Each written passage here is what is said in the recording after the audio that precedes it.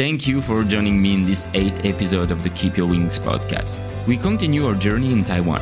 We finally leave the world of waffles to discover Taiwanese castings. After sending a message under the influence of alcohol, I found myself selected to star in a commercial. Keep Your Wings, le podcast. Chapter 8. Under the Spotlight. Merry Christmas, and above all, thank God work is over. After this month of hard labor, my fingers are burnt all over.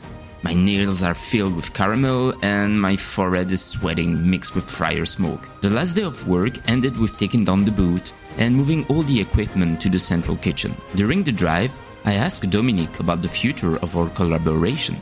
Despite the overtime pay being less than fair, he was my only source of income until now, so I couldn't easily let go of this job. So, is the restaurant in Taichung opening soon? I asked with interest. Yeah, in a few days. He muttered without continuing the conversation. I don't know if you remember, but you mentioned a job opening in Taichung during the interview. What's the status on that now?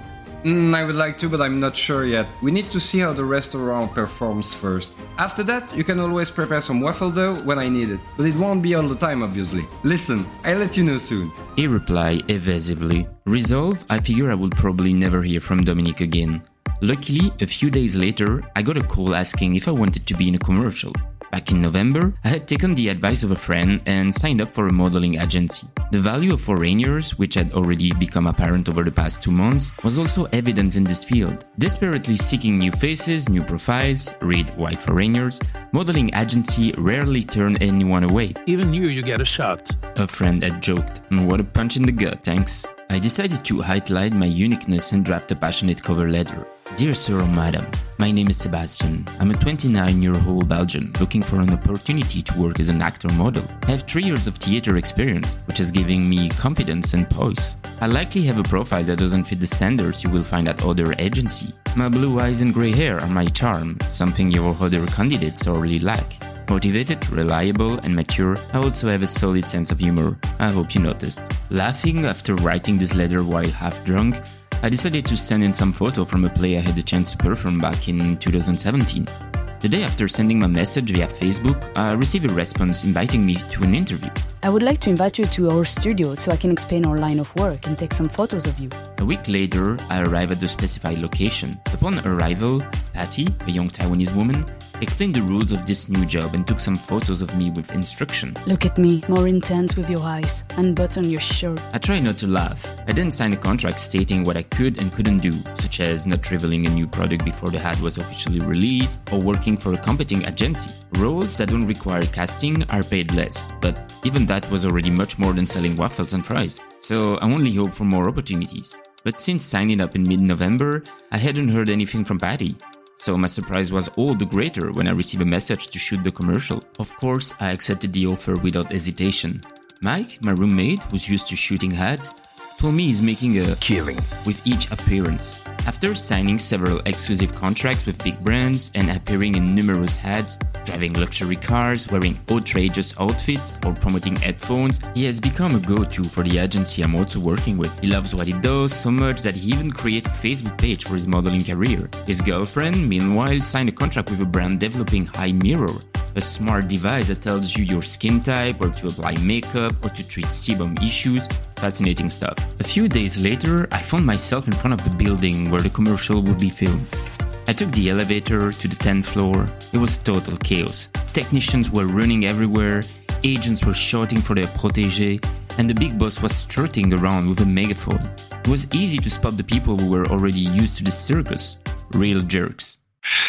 The coffee was better last time, Did you huh? see how small the sandwiches hardest time? Yep, only 1 dish per person I'm today. going to do a Facebook Live for my fans. Comments like this made me shake my head in disbelief, especially coming from wannabe stars who mainly do ads for toilet paper and vanilla cookies. Shortly after, I met up with Patty, who introduced me to her group of actors. To be honest, it was a mixed bag. All types of profile were sucked. Tall, thin, bold, short, fat, no one was really left out. Patty was quite pleased. We all landed important roles. We were playing employees of two companies announcing their merger and the creation of a virtual currency to compete with Bitcoin. While some of my colleagues had speaking role, mostly native English speakers, let's be honest, I was given a non-speaking part. The stylists asked me what I had brought. I showed them my bag of clothes. With one glance, they told me to leave it aside and handed me other outfits. I then went through makeup and hairstyling, and within half an hour, I was ready to shoot. But the production teams didn't agree and dragged things out. 2 hours had passed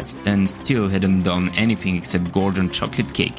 It took another 30 minutes before filming finally began. The pitch was terribly bad. A stage press conference where the members of the two companies announced the benefits of the merger, the creation of this virtual currency, and a final scene between journalists and company members ending up with champagne toast. The filming itself was fun, despite some constraint inherent to this type of work. Let's do it again.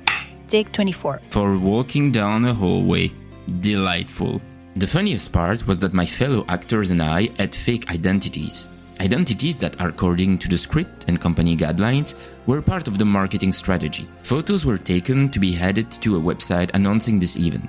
So we were actually part of the company in the eyes of the outside world. Our photos, linked to our roles, were meant to make people believe in our existence and the authenticity of this infomercial. In the end, 8 hours had passed and I had managed to earn 7,200 NT, so around 205 euros. It was a celebration. In comparison, after working 10 hours cooking and selling waffles, I had earned 40 euros. So what happened to the commercial? Frankly, I still don't know at this moment. My agent still hasn't received it. Is it in post-production? Was it abandoned? I'm disappointed not to have seen the final result, and I'm probably not the only one. Bastard. After this experience, I painfully realized that I couldn't stay in Taipei forever. The cost of living in the capital is too high. My rent is quite expensive though, 380 euros without utilities. And the Belgian restaurant job doesn't pay enough, and it's too irregular.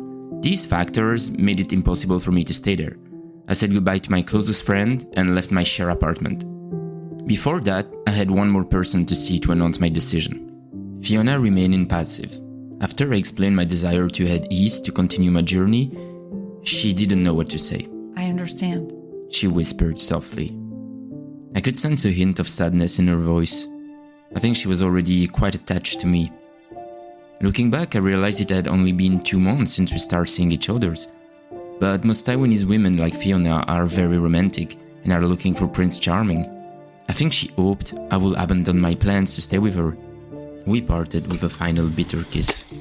I watched her walk away and descend to the metro station, feeling a slight pang in my heart. Only a return to Taipei will give me the chance to see her again. It's time to head east, known for its beauty and considered the countryside of Taiwan. I'm not visiting in the best season, as it's still winter in January, so it's not warm, it rains often, the wind blows strongly. While the weather is improved in Taipei, with less rain and some fairly warm sunny spells, I encountered unpleasant temperatures again, between 15 and 20 degrees, in hostel without heating, poorly insulated, and with hard as rock mattresses. I couldn't get a restful night's sleep. The fault also lies with Taiwanese people who start yelling at sunrise, or talking, depending on the point of view, I guess. What I can't overlook since my escape to the east are the trash on the beaches and on the roadside. And if I had known at that time that compared to Vietnam or Indonesia, Taiwan is relatively unpolluted, I wouldn't have believed it at first. What also lurks around every corner isn't necessarily trash, but a filthy stray dog ready to bite at any given moment. Indeed, like any other Asian countries, these stray dogs aren't really considered full-fledged members of a household, but are fed by the locals. As a result, they protect what they consider to be their territory, and bark as soon as you set even a millimeter into their environment. I've always hated dogs, and this isn't about to change in Taiwan. I think of rabies, I fear infection at every street corner. No matter, I'll find a way to distract myself and gradually learn to overcome this fear. For the record, I was once chased by a 3-legged dog. After trying a barking technique to scare it off, yes, I actually barked back at the dog. I splashed water at it, which made it run away. But enough excitement for now, I continue my adventure heading east. Next up, Hualien.